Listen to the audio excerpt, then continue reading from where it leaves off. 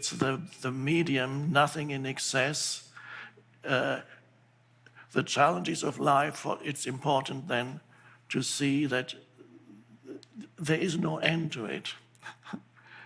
So on that level, life won't leave you alone. But on a deeper level, once you accept that challenges will come, you don't have to become negative when they do come. You can actually, oh, there's another one. And then it's often through intense challenges, the bigger ones, they drive you deeper. Now the interesting thing is, it's not the great things that happen to you that make you more conscious. It's in many cases the so-called bad things that happen to you, if you deal with them correctly and come to a place of acceptance, that make you more conscious. So there's an ancient saying, I believe it comes from Sufism, but I'm not sure, that says, when the ego weeps for what it has lost, the spirit rejoices for what it has found.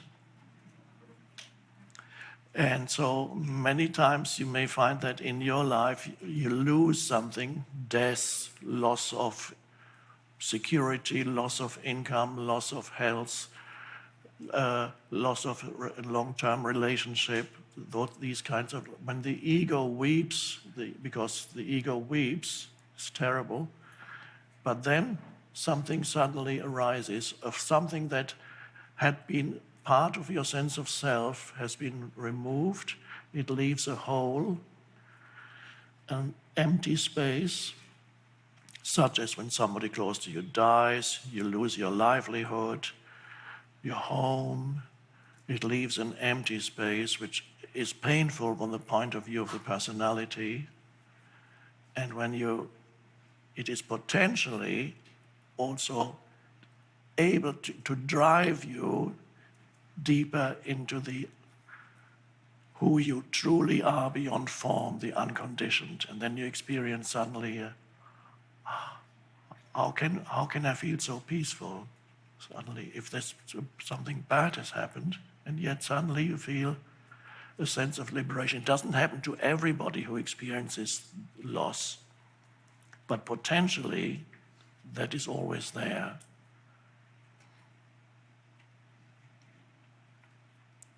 So next time a challenge comes, it won't be long, then say, oh, there's another one. And then you go with it. You look at it. Is there anything I can do to change the situation?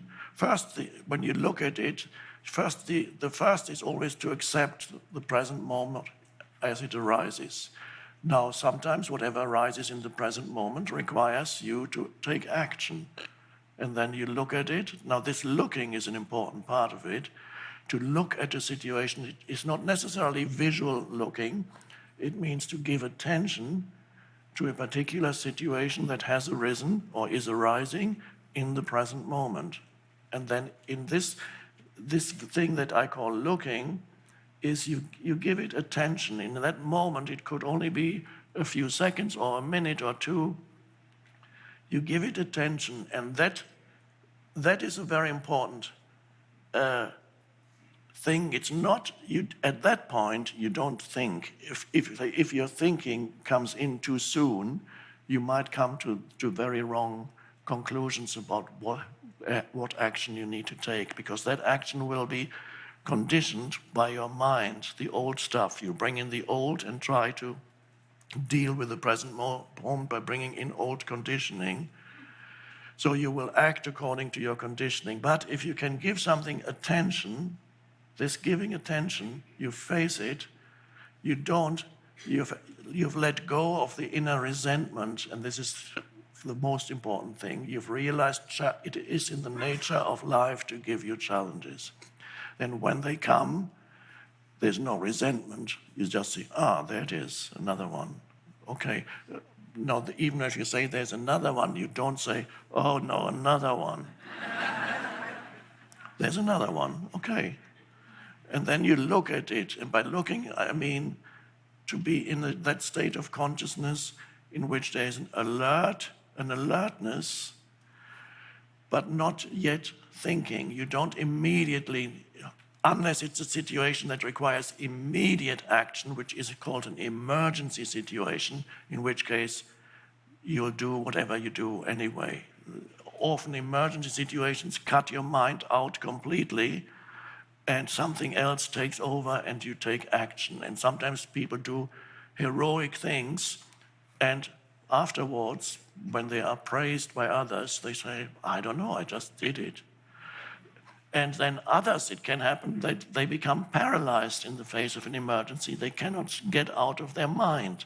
And their mind doesn't have time to deal with it. It can't do it. Suddenly the whole engine in the head gets stuck. What do I do now? And then it's too late. It's happened already and you're dead or whatever it is. You didn't jump out of the way soon enough. And there the train was coming towards you. What do I do now? The train is coming.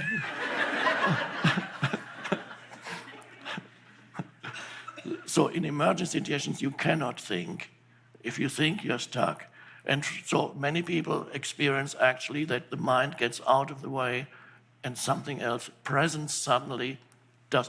And this happens to people who engage in dangerous activities and love it, climbing up a steep wall, mountain wall, driving dangerous cars fast, motorbikes or whatever they do.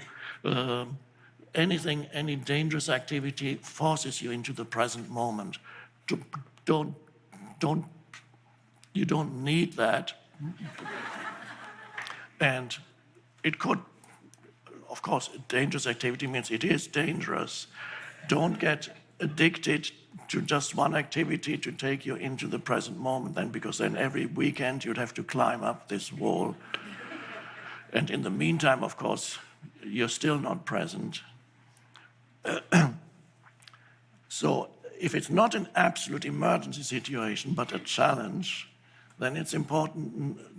So that means you have a little bit of time to deal with it. Don't immediately go into thinking about it.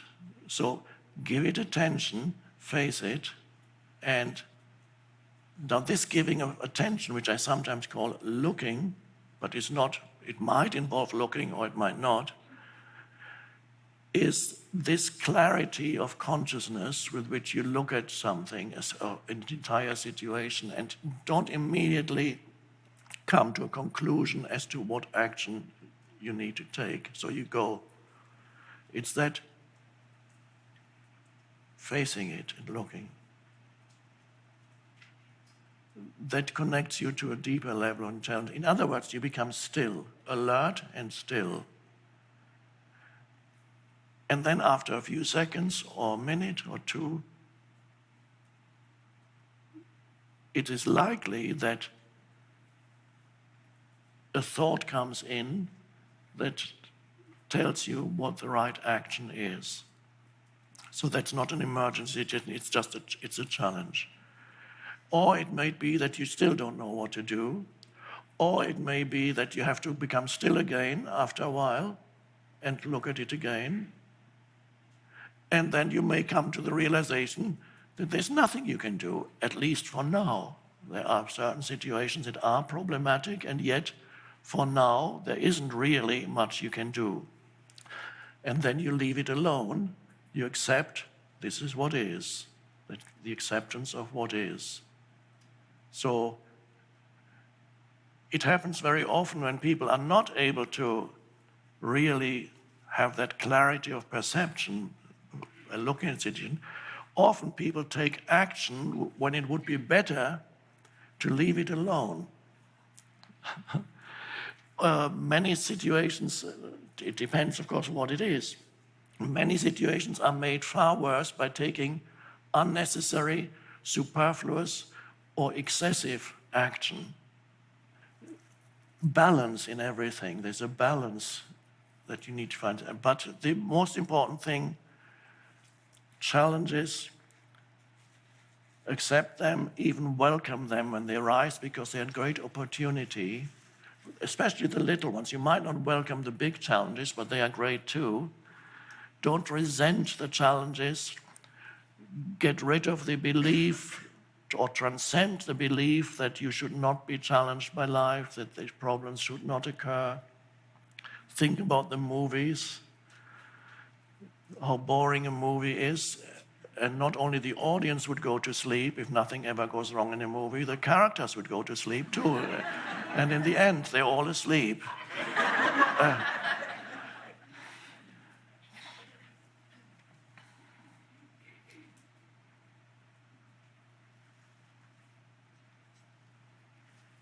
And I use asleep not necessarily as actually asleep. You would, in the absence of challenges, your level of consciousness would decrease. So if you discover within yourself that a lot of the time you're in a state of lack, of insufficiency, of not enough, and you feel that the answer to, the remedy is to be active in this world and achieve and do as much as possible, then you'll probably find that ultimately that is not the answer to your state of lack. In order to transcend, to go beyond your state of lack, of neediness, of not enough, spiritual practice and spiritual realization is necessary. Focus on the realization of being. It's only there that you can go beyond that state of lack, which is ego. Go within and discover who or what you are beyond the person.